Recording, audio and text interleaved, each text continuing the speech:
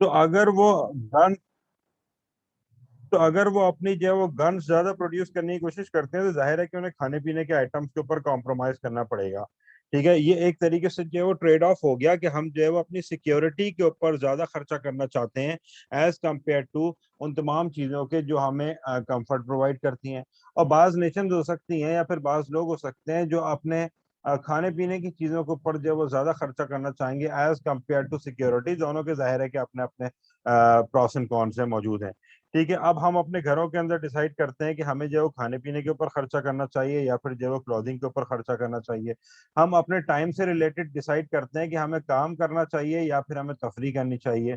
अच्छा, एफिशिएंसी और इक्विटी का कॉन्सेप्ट कुछ इस तरीके से एक्सप्लेन किया गया है कि आप देखें, एज ए नेशन हम अगर जो है वो बात करते हैं या फिर एज ए ह्यूमन बीइंग हम अगर बात करते हैं, तो किसी भी सोसाइटी के अंदर एफिशिएंसी और इक्विटी का डेफिनेटली जो है वो ट्रेड ऑफ होता है।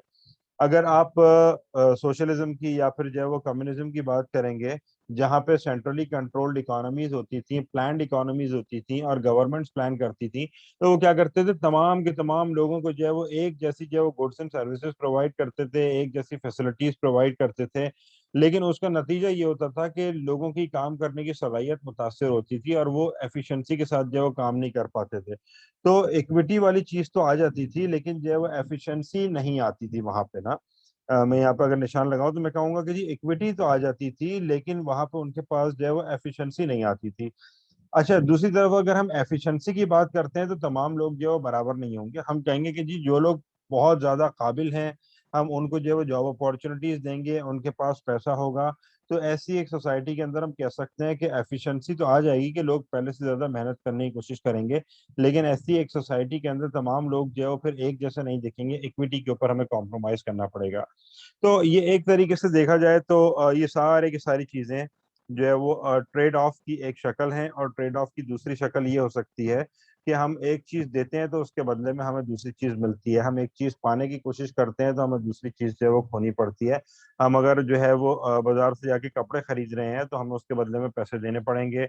अगर हम जो है वो अपना टाइम किसी को दे रहे हैं तो उसके बदले में वो हमें जो है वो पैसे देगा। तो जो जॉब्स वगैरह हम करते हैं, तो ये बेसिकली हमारा जो पॉइंट नंबर वन हो गया, जिसके अंदर हमने कहा है कि there is no such thing as a free lunch.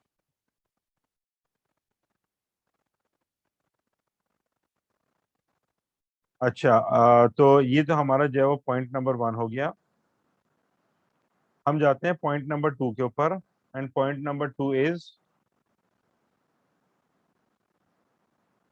अच्छा ये सारी चीजें हम ऑलरेडी डिस्कस कर चुके हैं। पॉइंट नंबर टू के अंदर हम कह रहे हैं कि आमतौर पर होता क्या है कि हम समझते हैं कि किसी भी चीज की कॉस्ट, अगर हम जो है वो एक अकाउंटेंट से पूछेंगे कि किसी भी चीज की कॉस्ट क्या है, तो वो हमें उसकी एक एक्सप्लिसिट कॉस्ट बताएगा कि आप अगर जो है वो एक पेन प्रोड्यूस करना चाहते हैं, एक मार्कर प्रोड्यूस करना चाहते हैं, तो उसकी एक्सप्लिसिट कॉस्ट या फिर उसकी फाइनेंशियल कॉस्ट जो है वो इतनी होगी। अगर आप एक इकोनॉमिस्ट से पूछेंगे तो वो आपको एक्सप्लिसिट कॉस्ट के अलावा जो है आपको अपॉर्चुनिटी कॉस्ट या फिर सोशल कॉस्ट का भी एक कॉन्सेप्ट होता है, जो हम आगे जाके डिस्कस करेंगे। वो आपको, तो मैंने थोड़ा सा पॉज लिया था यहाँ पे, इस वजह से शायद बीच में थोड़ा सा हमारी डिस्कशन के अंदर गैप आया होगा।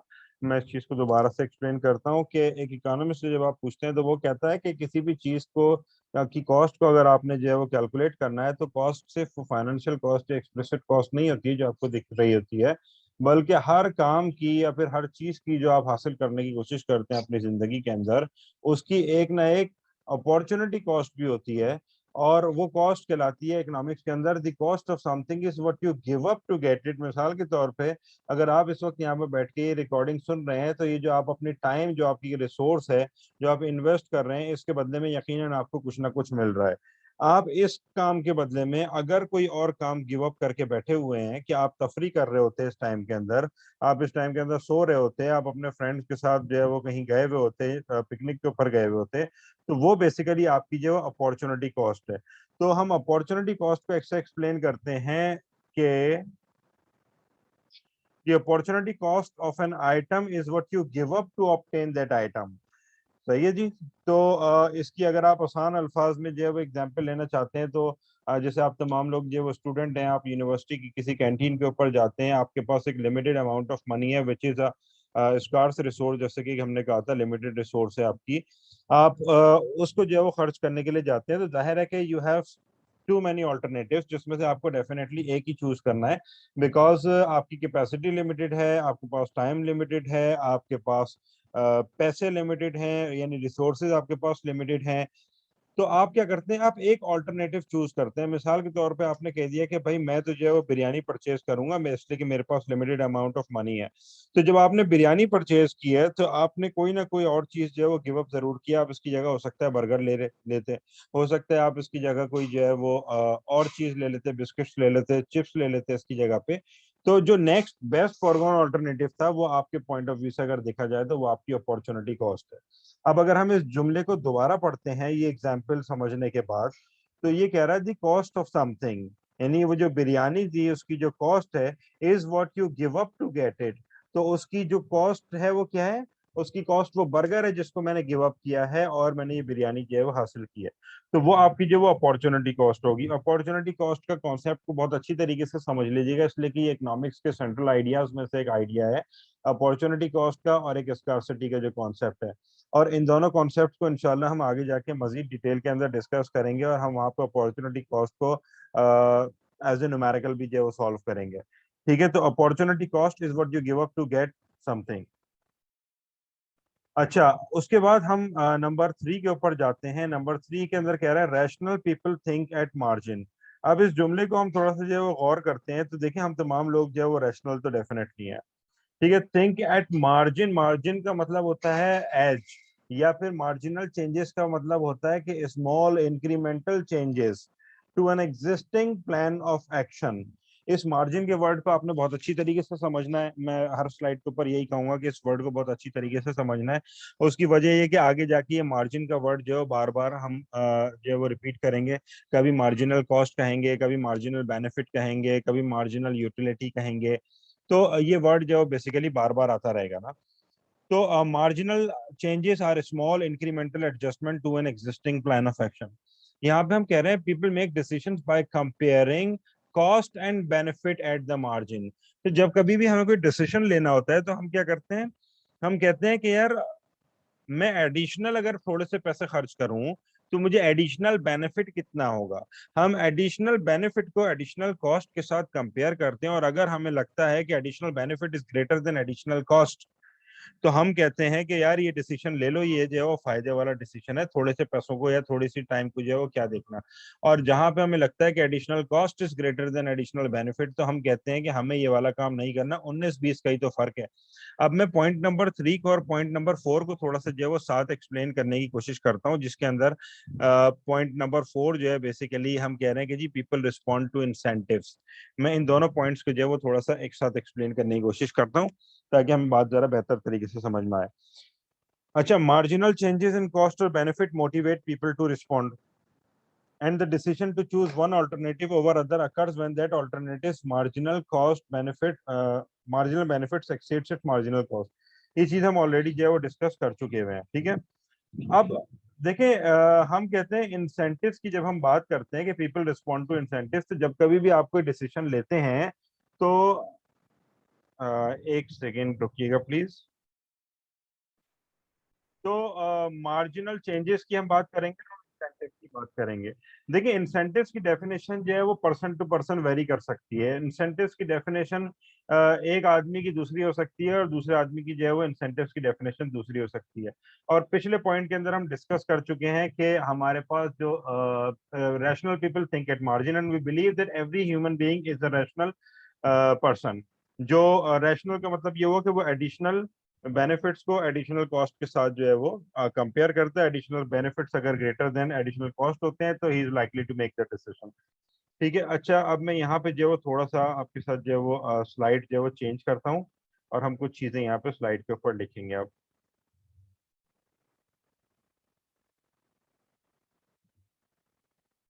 हम व्हाइट बोर्ड के ऊपर आ गए हैं और हमारा पॉइंट नंबर 3 याद रखिएगा, हमने बात की थी मार्जिनल चेंजेस की, कि rational people think at margin.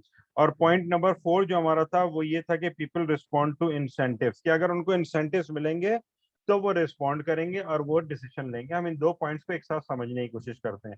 मिसाल के तौर पे दो लोग हैं, और वो दो लोग जो है वो मोबाइल फोन परचेज करने के लिए गए हैं मार्केट के अंदर, ठीक है जी। अब अगर मैं आपसे कहूं कि आप एक मोबाइल फोन परचेज करने के लिए गए हैं, तो आप पॉसिबली उनके उसके अंदर जो है वो कौन कौन सी चीजें देखेंगे। आप हो सकता है कि उसके अंदर जो है वो कैमरा देखें कितने मेगापिक्सल का है। हो सकता है कि आप उसका जो है वो बैटरी टाइम देखें कि उसका बैटरी टाइम कितना है।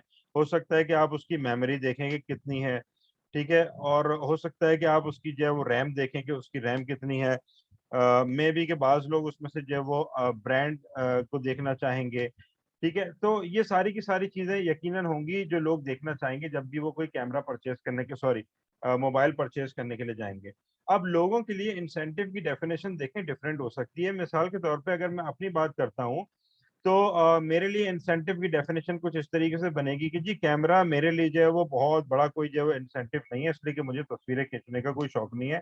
बैटरी मेरे लिए जो है वो एक बहुत बड़ा इंसेंटिव जो है वो हो सकता है यकीनन। मेमोरी मेरे लिए कोई इंसेंटिव नहीं है, उसकी वजह यह है कि मुझे पिक्चर्स जो है वो जमा करके रखने का और मेमोरी के अंदर रखने का कोई बहुत ज्यादा शौक नहीं है। रैम इसलिए इंपॉर्टेंट नहीं है कि मुझे उसके ऊपर कोई हैवी किस्म के जो है वो गेम्स नहीं खेलने हैं। और सीधा साधा सा आदमी हूं, इसलिए ब्रांड भी मेरे लिए इतना ज्यादा मैटर नहीं करता, ठीक है। मेरे मुकाबले में अगर जो है वो कोई और होगा, स्टूडेंट लाइफ गुजार रहा होगा या फिर कोई शौकीन मिजाज इंसान होगा, तो वो कहेगा कि जी कैमरा तो डेफिनेटली जो है वो मैटर करता है, बैटरी टाइम मेरे लिए जो है वो इतना ज्यादा मैटर नहीं करता कि बैटरी कितनी बड़ी है। उसकी वजह ये है कि मैं तो अपने साथ पावर बैंक रखता हूँ।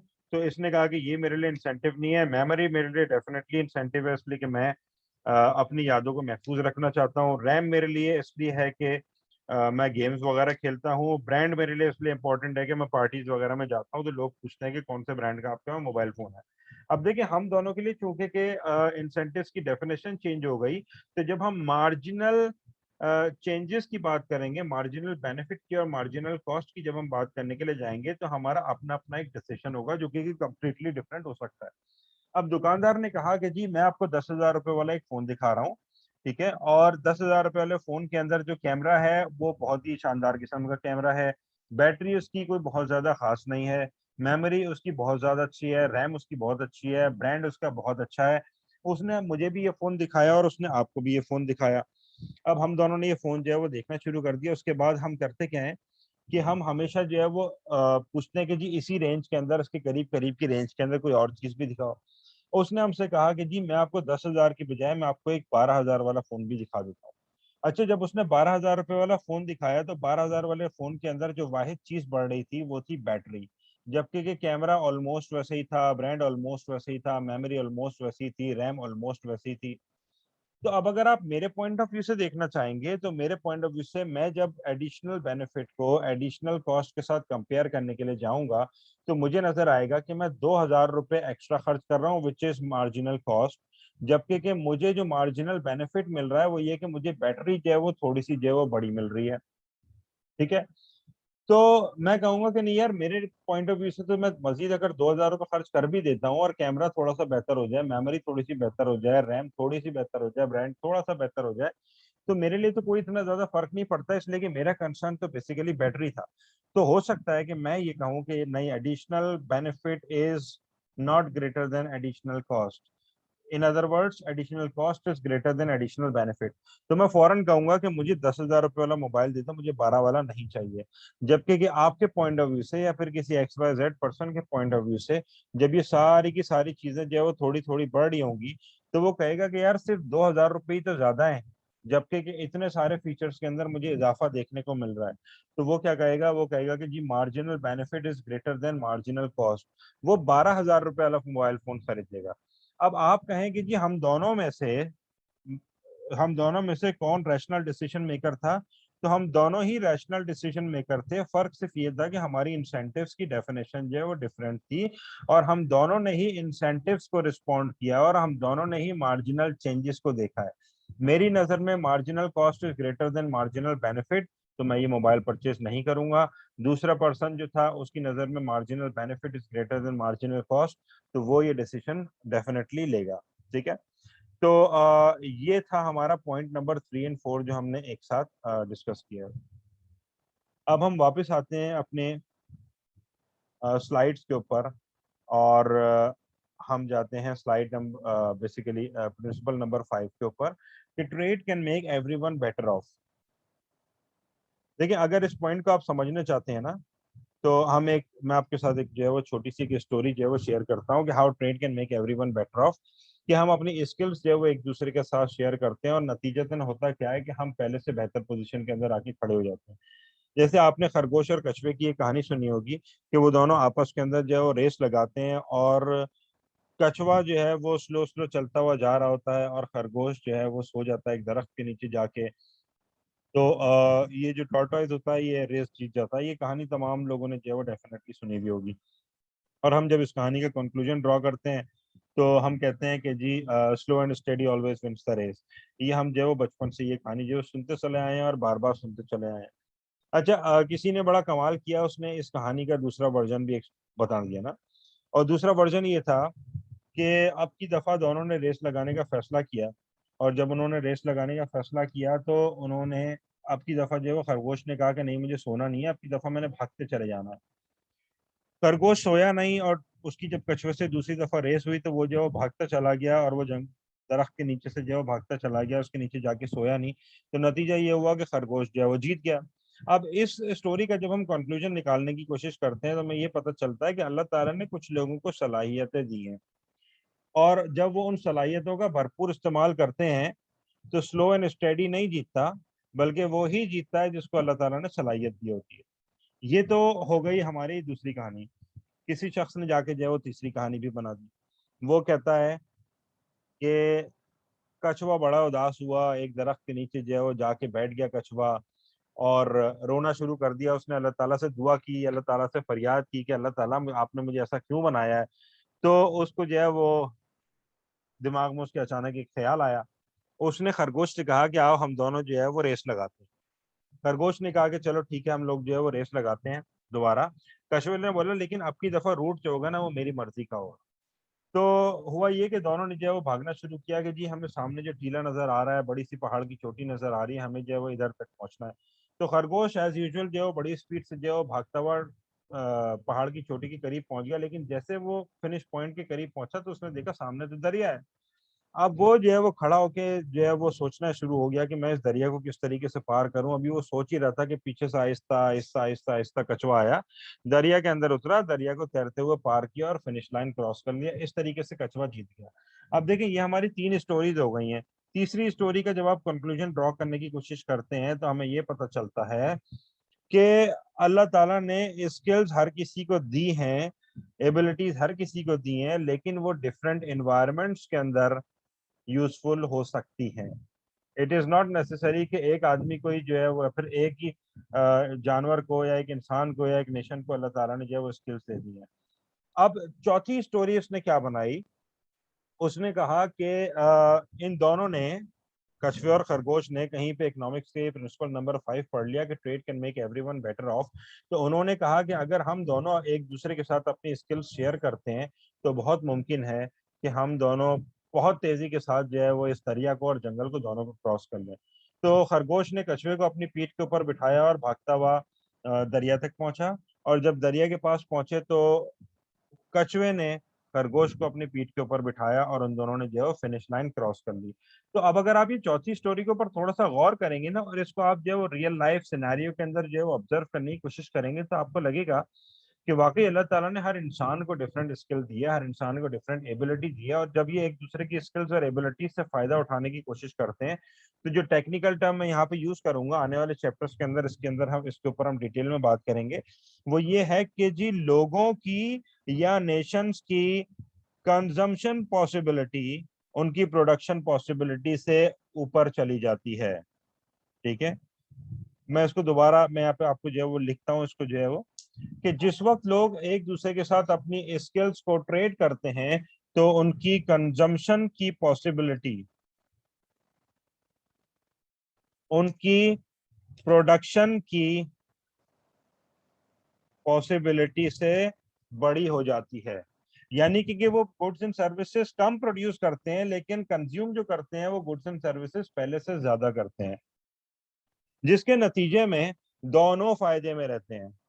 बिल्कुल इसकी जो एक डिटेल्ड एग्जांपल है, इंशाल्लाह हम चैप्टर नंबर 2 या 3 के अंदर जाके डिस्कस करेंगे कि किस तरीके से डिफरेंट नेशंस आपस में एक दूसरे के साथ ट्रेड कर सकती हैं और अपनी कंजम्पशन पॉसिबिलिटी को अपनी प्रोडक्शन पॉसिबिलिटी से आगे लेके जा सकती हैं। ठीक है, लेकिन ये इस वक्त चैप्टर नंबर 1 के अंदर हमारे पास इसकी कोई डिटेल नहीं है। चैप्टर नंबर 2 में हम प्रोडक्शन पॉसिबिलिटीज पढ़ेंगे, चैप्टर नंबर 3 के अंदर हम interdependence and gains from trade पढ़ेंगे, तो उधर हम इसकी एक डिटेल एग्जांपल इंशाल्लाह डिस्कस करेंगे। फिलहाल के लिए हम इसको यहीं पे रोकेंगे। अगर आप इसको पढ़ना चाहें तो people gain from their ability to trade with another one another, and competition results in gains from trading, and trade allows people to specialize in what they do best। बिल्कुल इसी तरीके से जैसे हमने कछुए और खरगोश की एग्जांपल एक डिस्कस की है।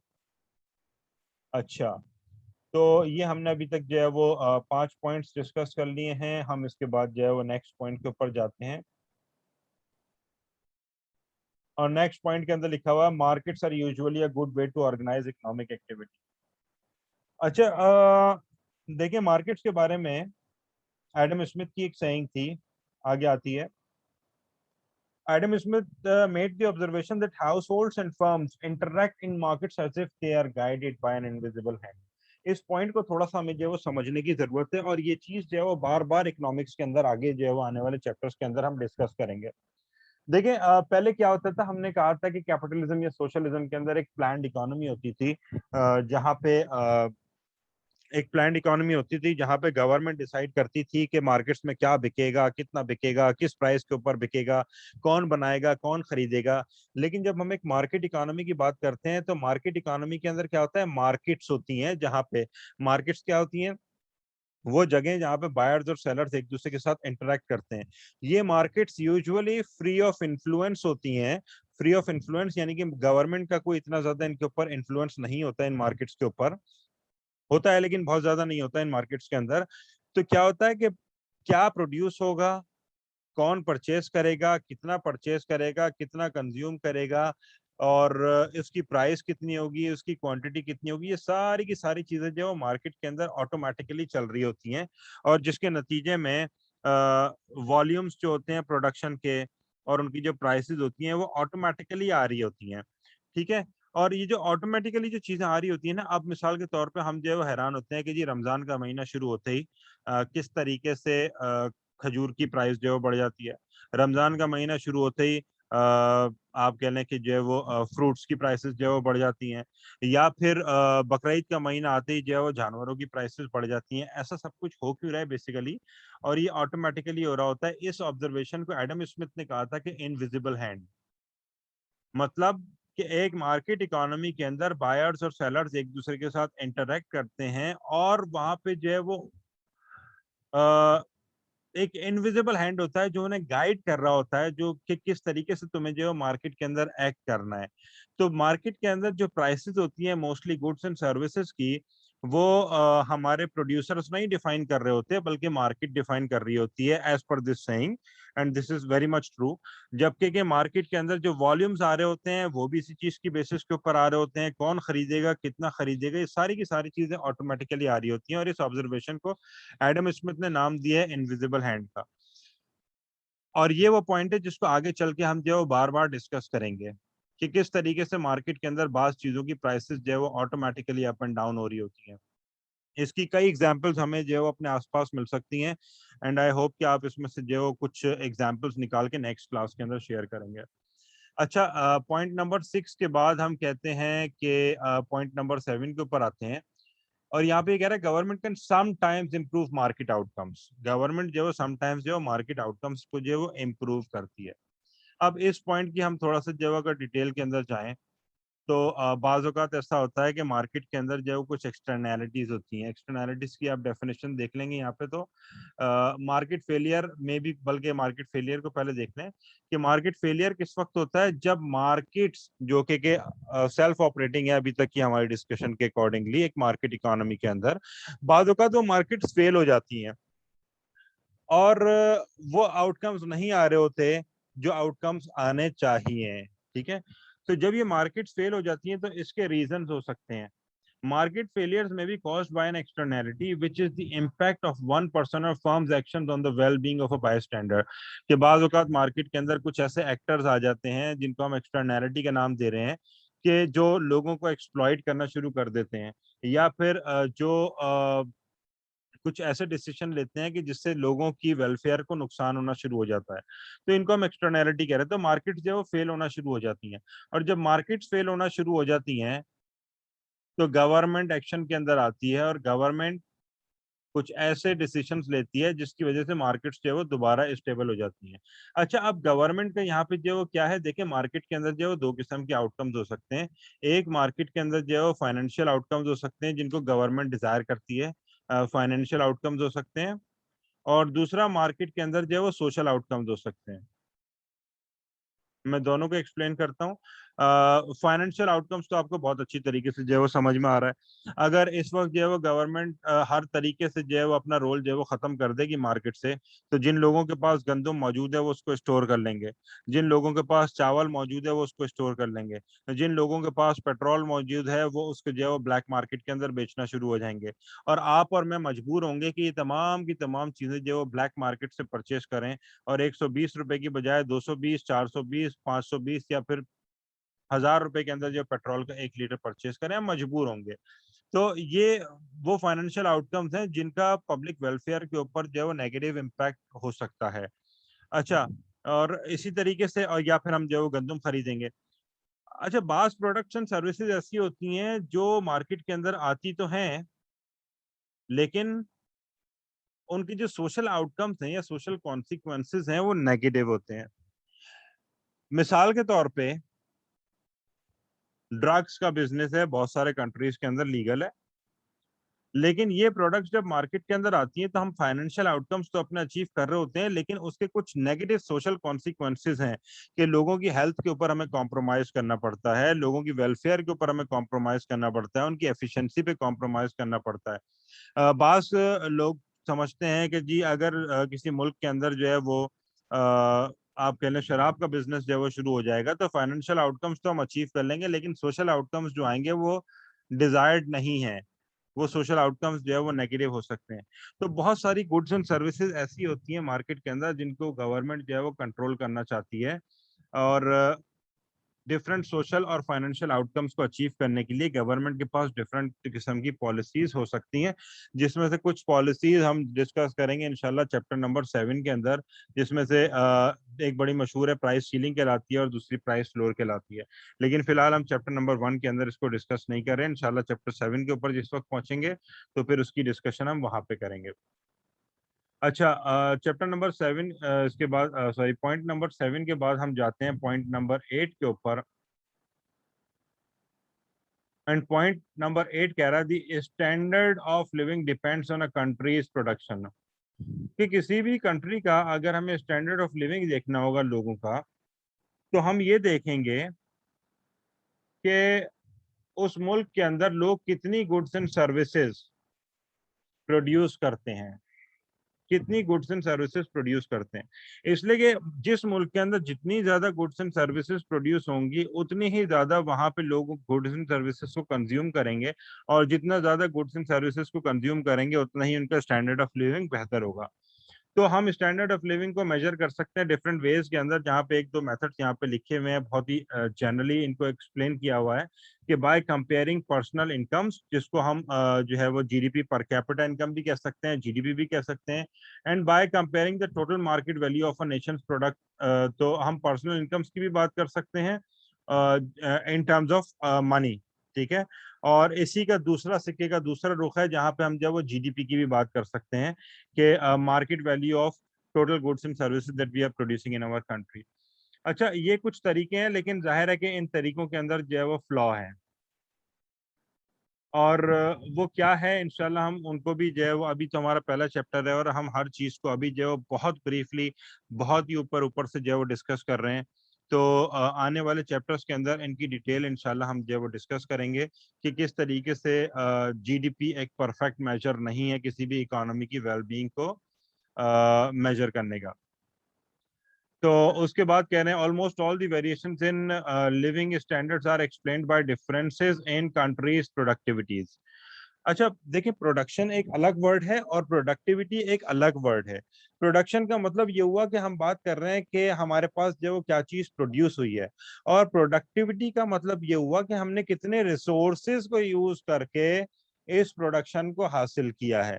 मिसाल के तौर पे हम अभी तक एग्रीकल्चर के जो ट्रेडिशनल मेथड्स हैं हम उनको जो है वो यूज कर रहे हैं। जब हम ट्रेडिशनल मेथड्स को यूज करते हैं तो हमारे किसान की जो, या हमारी जो जमीन की जो प्रोडक्टिविटी है वो है, लेट्स से कि एक एकड़ के ऊपर जो है वो 40 मन गंदम निकाल ली हमने।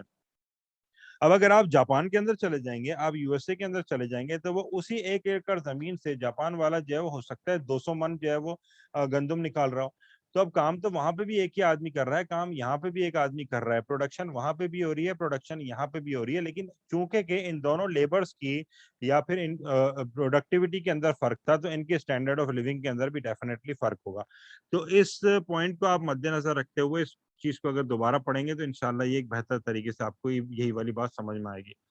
अच्छा, हम जाते हैं पॉइंट नंबर 8 के बाद के, ये चीज हमने डिस्कस कर ली है already. Prices rise when government prints too much money.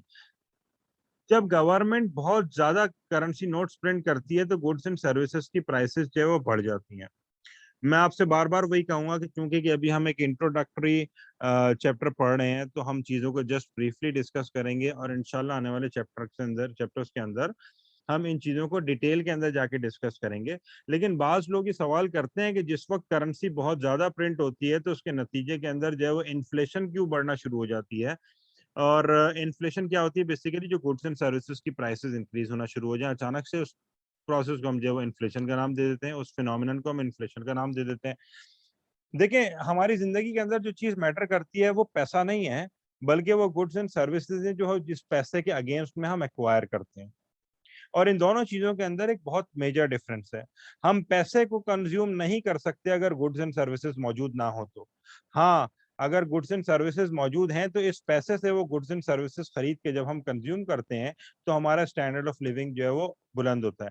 अब आप मिसाल ले लें कि जी आप एक जंगल के अंदर जा रहे हैं, वहां पे इंसान है ना, कोई जो है वो जानवर है, कुछ भी नहीं है उस जंगल के अंदर, और आपके पास एक बैग भरा हुआ है जिसके अंदर 10 करोड़ रुपए हैं। ना खाने की कोई चीज मौजूद है आसपास, ना पानी मौजूद है, ना कोई दुकान मौजूद है, ना कोई शोरूम मौजूद है, कुछ भी मौजूद नहीं है। तो आपके लिए 10 करोड़ रुपए बेकार है, आप इनको कंज्यूम नहीं कर सकते अगर गुड्स एंड सर्विसेज मौजूद नहीं है तो। इट मींस कि जो चीज आपको सेटिस्फेक्शन देती है वो पैसा नहीं है, बल्कि पैसे से खरीदी जाने वाली गुड्स एंड सर्विसेज है। इसी के मुकाबले में आप जो है वो एक ऐसी जगह पे चले जाते हैं जहां पे आपकी जेब में पैसा तो कोई नहीं है, लेकिन आसपास आपकी गुड्स एंड सर्विसेज मौजूद हैं जो आप फ्री ऑफ कॉस्ट कंज्यूम कर सकते हैं। तो मेरा ख्याल है कि आप तमाम लोग दूसरी सिचुएशन के अंदर जाना पसंद करेंगे जहाँ पे बेतहाशा गुड्स एंड सर्विसेज मौजूद हैं, but there is no currency available. ठीक है, तो साबित ये हुआ कि हमारी लाइफ के अंदर जो चीज मैटर करती है वो है गुड्स एंड सर्विसेज। अब होता क्या है कि नेशंस के पास या फिर लोगों के पास एक लिमिटेड अमाउंट के अंदर गुड्स एंड सर्विसेज मौजूद होती हैं, और उन्हीं गुड्स एंड सर्विसेज के अगेंस्ट में उसी कौम के पास या उस मुल्क के अंदर एक लिमिटेड अमाउंट ऑफ करेंसी मौजूद होती है। अब जब गवर्नमेंट बेतहाशा करेंसी पीछे से प्रिंट करना शुरू कर देती है, तो या फिर करेंसी नोट्स प्रिंट करना शुरू कर देती है, तो हमारे पास करेंसी नोट्स की तो बहुतायत हो जाती है, लेकिन हमारे पास गुड्स एंड सर्विसेज उतनी ही मौजूद होती हैं जितनी पहले मौजूद थी। नतीजा क्या होता है कि हमारी कंजम्पशन वहीं पे रहती है, लेकिन अब की दफा ये गुड्स एंड सर्विसेज चूंकि कि हर आदमी खरीदने की कोशिश कर रहा है, हर शख्स के पास पैसा मौजूद है, तो उसके नतीजे में चीजों की प्राइसेस बढ़ जाती हैं जब हर शख्स वो चीजें खरीदने की कोशिश कर रहा होता है। तो यहाँ पे आप अगर पॉइंट नंबर 9 पढ़ेंगे तो आई होप कि इसके बाद आपको ये पॉइंट नंबर 9 बहुत अच्छी तरीके से क्लियर हो जाएगा। अच्छा, 10 के ऊपर कह रहे हैं society faces a short run trade off between inflation and unemployment. इस फिनोमिनन को हमने नाम दिया है फिलिप्स कर्व का। विलियम फिलिप्स नाम था जिसने ये कॉन्सेप्ट पेश किया था बेसिकली। उसने कहा कि जी there is a trade off between inflation and unemployment. अगर शॉर्ट रन के अंदर यानी एक अगर हम इकोनॉमी के पॉइंट ऑफ व्यू से देखते हैं, एक मुल्क की इकोनॉमी के पॉइंट ऑफ व्यू से देखते हैं, तो अगर 2 3 4 5 या 6 महीने जिसको कि हम जो है वो शॉर्ट रन कह रहे हैं, शॉर्ट रन की डेफिनेशन हम लोग जो है वो डिस्कस कर चुके थे already, short run long run की। तो आप अगर एक इकोनॉमी के पॉइंट ऑफ व्यू से देखते हैं, 2 4 5 महीने 6 महीने शॉर्ट रन कहलाएगा। इस शॉर्ट रन के अंदर अगर हम अनएम्प्लॉयमेंट को कम करने की कोशिश करेंगे, यानी कि तमाम लोगों को हम एम्प्लॉयमेंट अपॉर्चुनिटी प्रोवाइड करना शुरू कर देंगे धड़ाधड़, तो उसके नतीजे में होगा ये कि लोगों के पास पैसा आना शुरू हो जाएगा, और लोग जब इस पैसे को लेके मार्केट के अंदर जाएंगे गुड्स एंड सर्विसेज परचेज करने के लिए, तो मार्केट में गुड्स एंड सर्विसेज अवेलेबल नहीं होंगी। और अगर गुड्स एंड सर्विसेज मार्केट में अवेलेबल नहीं होंगी लेकिन लोगों के पास पैसा मौजूद होगा खर्च करने के लिए, इसलिए कि अनएम्प्लॉयमेंट कम हो गई है, तो शॉर्ट पीरियड ऑफ टाइम के अंदर इन्फ्लेशन बढ़ना शुरू हो जाएगी। तो ये बेसिकली हमारा चैप्टर नंबर 1 था, जिसके अंदर हमने चंद प्रिंसिपल्स इकोनॉमिक्स के डिस्कस किए और बहुत ब्रीफली डिस्कस किए हैं। और इन तमाम प्रिंसिपल से रिलेटेड इंशाल्लाह आने वाले चैप्टर्स के अंदर हम बहुत सारी चीज़ों का जवाब देंगे। तो ये तो था आपका चैप्टर नंबर 1। आई होप के आपको जो है वो अच्छी खासी चीज़ें इसमें समझ में आ गई होंगी। और अगर कुछ चीज़ें समझ में नहीं आई हैं तो मैं आपसे रिक्वेस्ट यही करूंगा कि उन तमाम चीज़ों को नोट डाउन कर लीजिए। अभी एक पेन और पेपर लेके उन तमाम चीज़ों को नोट डाउन कर लीजिए जो आपको समझ में नहीं आई है, या जहाँ पे आप कोई चीज़ ऐड करना चाहते हैं, या जहाँ पे आपकी कुछ क्यूरीज हैं, उनको एक पेन पेपर उठा के अभी नोट डाउन कर लें, ताकि हमारी जो कोई भी नेक्स्ट मीटिंग होगी इंशाल्लाह जूम के ऊपर या फिर फिजिकल क्लासेस के अंदर, तो वहां पे हम उन तमाम क्यूरीज को इंशाल्लाह एड्रेस करेंगे। ठीक है जी। तो इंशाल्लाह फिर नेक्स्ट टाइम आपसे मुलाकात होती है। Thank you very much.